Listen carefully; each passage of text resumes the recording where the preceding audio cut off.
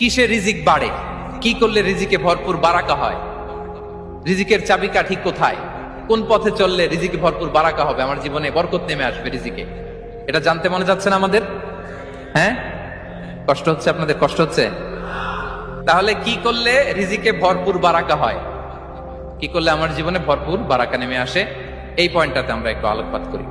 যেসব কাজ করলে আমাদের জীবনে রিজিকে আসমানি বারাকা নেমে আসবে, আমাদের রিজিকে আসমানি বারাকা নেমে আসুক, আমরা চাই কি চাই না? সবাই আমরা চাই নিশ্চয়ই। যে কাজ করলে রিজিকে আসমানি বারাকা আসে, এর এক নম্বর হচ্ছে তাকওয়াল্লাহ, আল্লাহর ভয়। আল্লাহ তাআলা বলছেন, ওমাই ইয়াত্তাকিল্লাহা ইয়াজআল লাহু মাখরাজা ওয়া ইয়ারযুকহু মিন হাইসু লা ইয়াহতাসিব। যে আল্লাহকে ভয় করে, যে আল্লাহ সচেতন, আল্লাহ তাকে মাখরাজ, মাখরাজ মানে কি জানেন? ওই যে এক্সিট লেখা না এদিকে, এই এক্সিটকে আরবিতে বলে মাখরাজ, মানে